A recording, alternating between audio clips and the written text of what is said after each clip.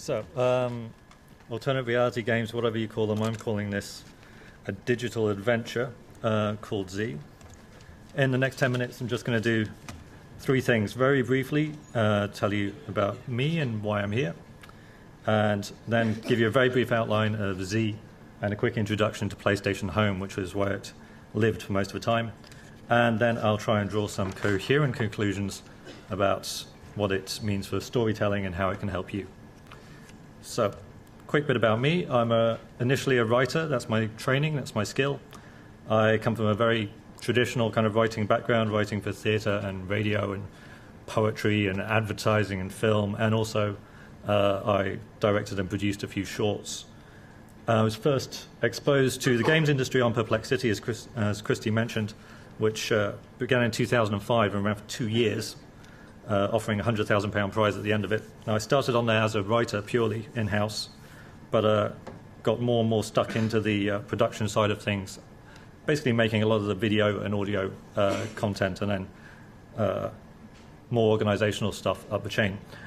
And I get bored easily. I never do the same thing twice, which means I'm always exploring, but it also probably explains why I was terrible at learning the violin. So, brief history of Z, or Xi, depending what part of the world you're from. That's the Greek letter Z up there. So, challenge was Sony had created a new virtual world called Home. You can enter it for free through any PlayStation 3, and you get an apartment, a whole 3D world where you design your own avatar, and you hang around and meet like-minded people in the various social spaces like a bowling alley and a mall. And it's a big social space. And it's already been used by movie marketers for their campaigns. Watchmen and Star Trek have both recently given away virtual clothes and furniture for apartments in there, and hosted director Q&As. But around 18 months ago, which is where our story begins, there wasn't much to do there.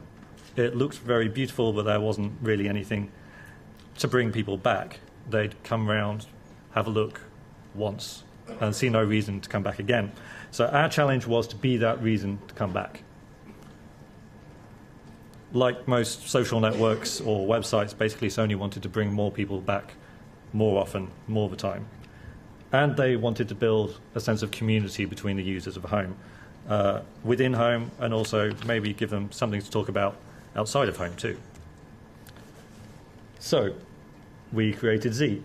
I kind of think of it as a 21st century version of a soap opera, in the sense that it's soap operas were originally produced to bring people back to watch the ads, and to keep them coming back and back. And I see Z as kind of an extension of that tradition, but also, just because you're creating a product that's commercial doesn't mean it can't have real artistic and dramatic value, and I think that's something I stand by. I really think these are an art form in themselves.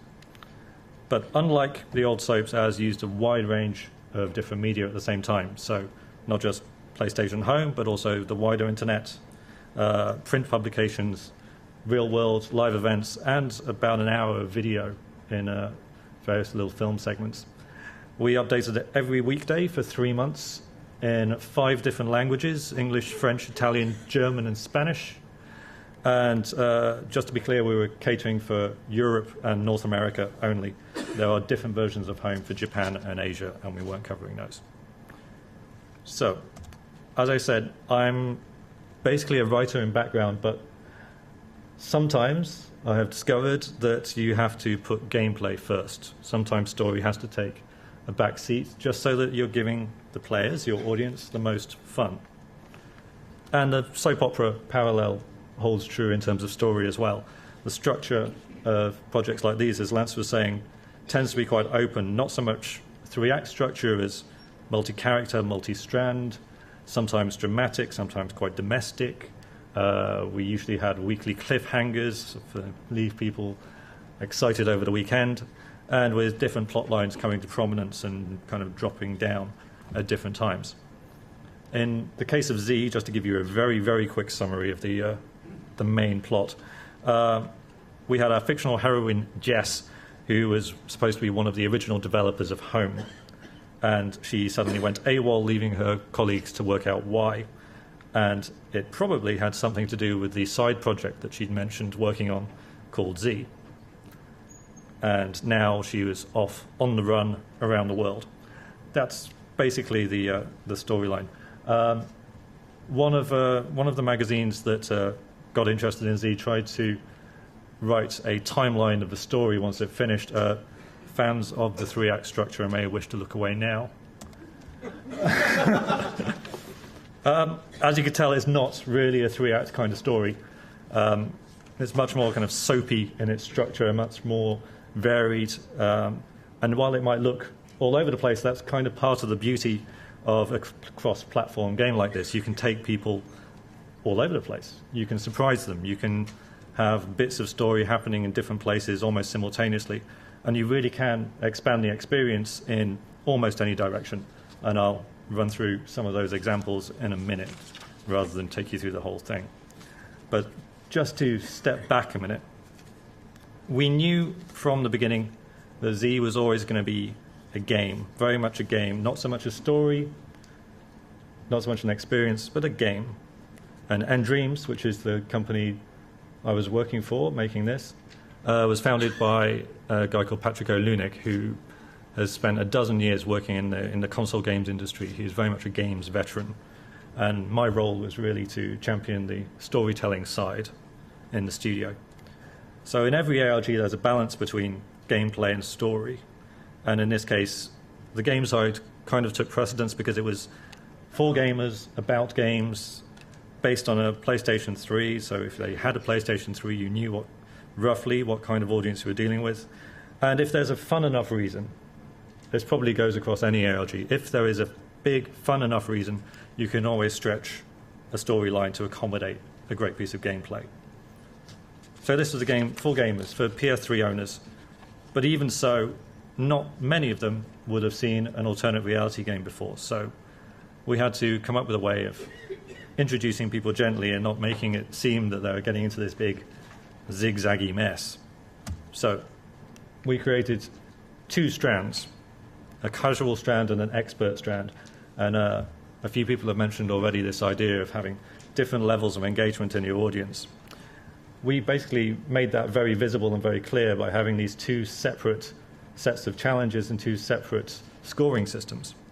You were given fragments for completing mainly home-based, quite easy, online, single-player games that were closely tied to the core of the plot, finding Jess, and were kind of necessary for completing the game and getting the full story. There were 24 of those, 2 a week, over the 12 weeks. The butterflies were much more difficult and interesting. They were not so much games or puzzles as challenges. They were completely optional, often offline, often collaborative, often multilingual, and we created 20 of those. So that's 44 puzzles and games, many of which had different mini puzzles and levels within them, released over the 3-month time. Now, as I said, I won't take you through the whole thing. Here are just 3 examples.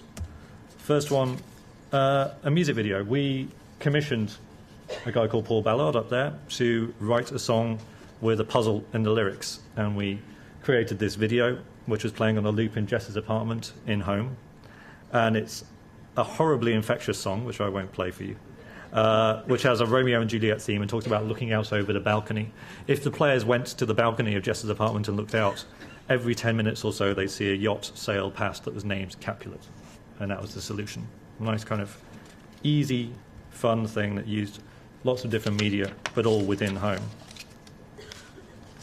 Another nice, fun, simple kind of fragment kind of puzzle with these dynamic mazes, which basically the walls rose up around you as you walked. So just the walls immediately around you would rise up in the maze and then drop down as you walked away. So it was quite hard to get an idea of where you were and get a whole picture of the whole maze. And there were some obstacles and hazards too, which required a bit of teamwork between the players. And the reason I like this and the reason I bring it up now is it's a very visual example of using the features of home, which was designed as a social networking space and really wasn't designed to accommodate these kind of games, to create gameplay and create fun. And we built a dozen new, unique home spaces for Z. And we were really pushing the limits of the technology all the time. Home is still in beta, technically. And while we were working on it, obviously it was even more in beta. It was developing and changing all the time, so it was a bit difficult designing for a platform where basically the technological goalposts were moving all the time. But that probably goes for working with any new technologies. This one, bit more old school. Giant billboard anagram all around Europe. We posted a video of Jess delivering a message in a fairly recognizable location, which is actually just around the corner by the IMAX. And behind her was this billboard with 2 letters on it and a URL visible. And at the end of the video, we flashed up clues to a series of other locations around Europe. And the players realized that at these locations would be other billboards. And there were in Birmingham and Rome and Milan and Madrid and Barcelona and Berlin and Frankfurt. And together they formed a giant anagram. And we got to kind of watch this unfolding in real time. We released the video, and then there was a frenzy in the forums online where the players were discussing the game across countries and across languages as people were collaborating and trying to find the billboards nearest to them or persuade people to go out and find billboards nearest to them. And they solved it within 8 hours. And what I love about this is the community spirit that it created and the sense of achievement that the players felt afterwards and I felt afterwards was pretty huge. So, how did we do? How did Z do? There are many ways to measure the success of a project like this, so I'll just run through some numbers to give you an idea. First, a few provisos. We had no above-the-line advertising at all. We had no budget. We handled almost all the PR ourselves too, and considering the whole game was made by a core team of 6 people, none of whom had any real PR experience, there was only so much promotion we could do. And there were no prizes. There was no big £100,000 cash jackpot or anything to grab headlines or lure people in. So the fact that they got picked up by so many magazines and websites is an indication really of the strength of interest in the game itself and the word of mouth it produced. And also there was a naturally high barrier to entry. So yes, the game was free to play, free for everyone who could play, but only if you had a PS3, and they cost a few quid. And it had to be online so you could access home. So our potential audience was automatically fairly limited. So, numbers. Our main aim was to increase traffic to home. Over the 3 months, our central home space, known as the hub, had 4.5 million visits. That's just one of the dozen spaces that we built.